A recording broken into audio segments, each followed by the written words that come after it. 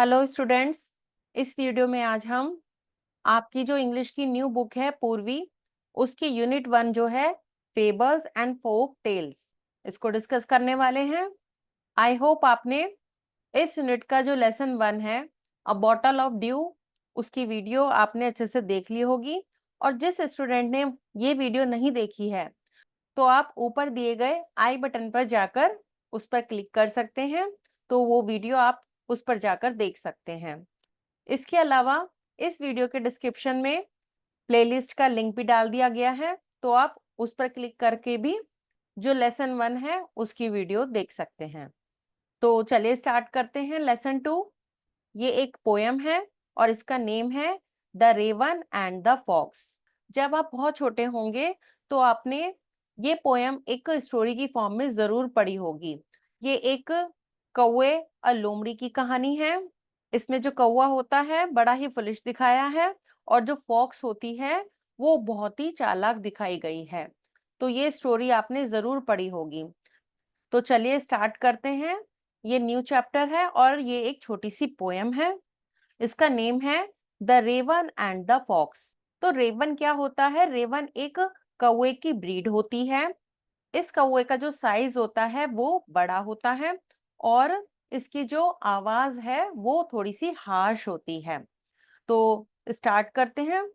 Late us do these activities before we read. तो नीचे कुछ एक्टिविटीज है, वो पहले देखते हैं। फर्स्ट है we know that frogs croak, did you know the ravens also क्रॉक।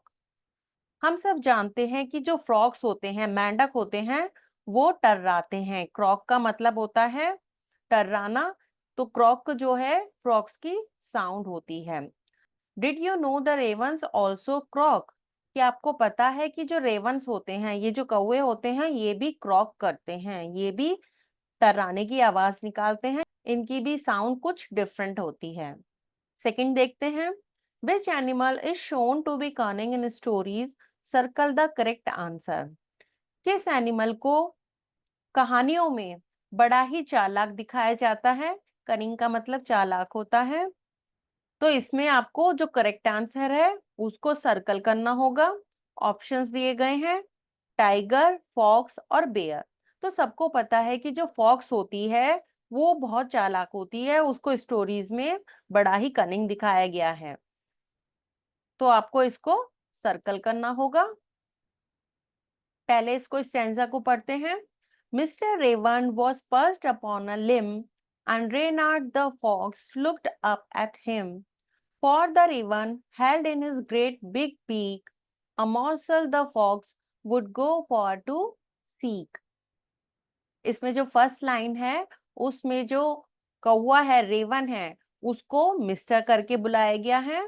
तो जो मिस्टर रेवन था वो कहाँ बैठा हुआ था? पर्च का मतलब होता है बैठा हुआ और लिम का मतलब होता है किसी ट्री की जो ब्रांच होती है उसको लिम बोलते हैं। तो ये जो मिस्टर रेवन था, ये जो कौवा था, वो एक पेड़ की ब्रांच पर बैठा हुआ था। And रेनार्ड the fox looked up at him. तो यहाँ पर जो फॉक्स है उसका नाम दिया गया है, उसका नाम है रेनार्ड। तो जो फॉक्स, ये लोमड़ी रेनार्ड थी, वो उसको देख रही थी, उसने उसकी तरफ देखा, ऊपर की तरफ।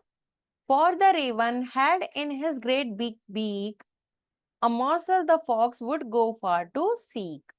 तो जो रेवन था उसने अपनी बड़ी सी चोंच में, बीक का मतलब चोंच होता है, उसने अपनी बड़ी चोंच में क्या रखा हुआ था? एक मॉर्सल। मॉर्सल होता है खाने का टुकड़ा। तो उसने अपनी चोंच में एक खाने का टुकड़ा ले रखा था और जो फॉक्स थी वो इसको पाने के लिए कुछ भी करने के लिए तैयार थी। सीक का मतलब होता है खोजना या पाना। तो वो इस रोटी के टुकड़े को, इस फूड के पीस को पाने के लिए कुछ भी करना चाहती थी।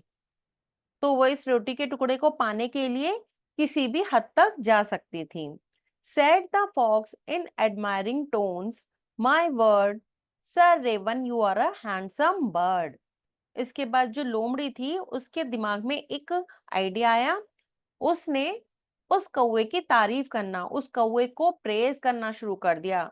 तो उसने अपनी एडमायरिंग टोन में बोला, my word sir raven you are a handsome bird. My word का मतलब है वो ये कहना चाह रही थी कि जो मैं बिल्कुल सच कह रही हूँ। सर रेवन, तो देख सकते हैं आप यहाँ पर वो रेवन को सर करके बुला रही है। You are a handsome bird, आप बहुत ही हैंडसम बर्ड हो।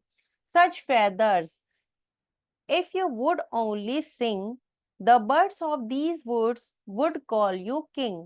तो वो कहती है आपके जो फेदर्स हैं वो बहुत ही मैग्निफिशेंट है, बहुत ही शानदार हैं।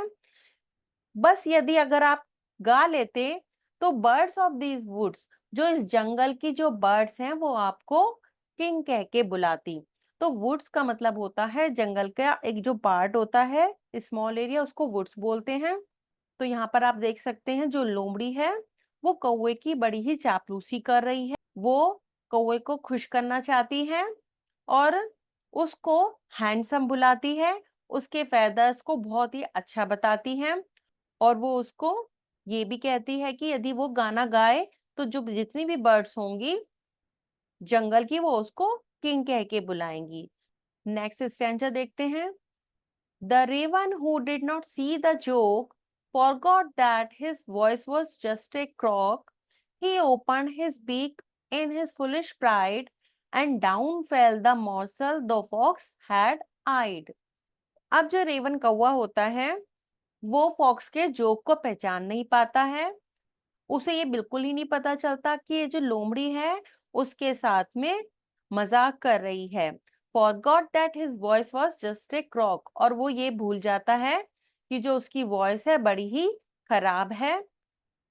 He opened his beak in his foolish pride, और जैसे ही उसने घमंड में चूर होकर अपनी फुलिशली अपनी बीक को जैसे ही खोला, अपने मुंह को जैसे ओपन किया, and down fell the morsel the fox had eyed, तो वैसे ही जो रोटी का टुकड़ा था, खाने का जो पीस था, वो नीचे गिर गया जिस पर फॉक्स की नजर थी।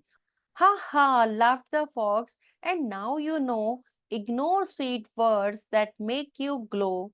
Pride, my friend, is rather unwise. I'm sure this teaching is quite a surprise। तो इस पर जो फॉक्स थी हंसने लगी और उसने कहा अब तुम्हें पता चलेगा। Ignore sweet words that make you glow. तो वो कहती है कि हमें ऐसे मीठे वर्ड्स को इग्नोर करना चाहिए जिसकी वजह से हम घमंड में आ जाते हैं। प्राइड माय फ्रेंड इज ज्यादा अनवाइज। तो वो कहती है माय फ्रेंड, घमंड करना एक मूर्खता भरा काम है, ये बुद्धिमानी वाला काम नहीं है। I am sure this teaching is quite a surprise.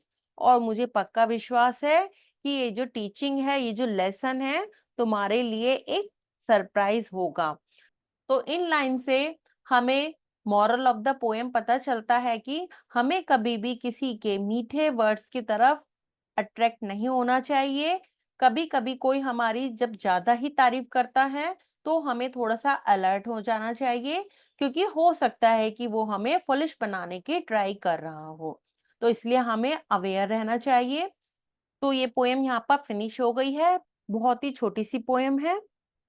तो आपने इस पोएम में देखा कि ये जो कौवा था, ये जो रेवन था, किसी तरह से ये जो मोरसल था ये ढूंढ के लाया था और बैठा हुआ था आराम से। पर ये जो फॉक्स थी बहुत ही ज्यादा कनिंग थी, इसने इसे मूर्ख बना दिया था, जिसकी वजह से इसका जो मोरसल था, रोटी का टुकड़ा नीचे गिर गया था और फॉक्स ने इसे उठा लिया था और ये जो कौवा है इसका मुंह देखता रह गया था। तो इस पोएम से हमें ये शिक्षा मिलती है कि हमें हमेशा अपनी बुद्धिमानी का प्रयोग करना चाहिए और दूसरों के झूठे बहकावे में नहीं आना चाहिए। इस पोएम के जो क्वेश्चन आंसर्स हैं उसकी वीडियो आपको मिल जाएगी, आप उसमें से इसके क्वेश्चन आंसर्स देख सकते हैं। आई होप आपको ये पोएम भी अच्छे से समझ में आ गई होगी। Take care and have a nice day.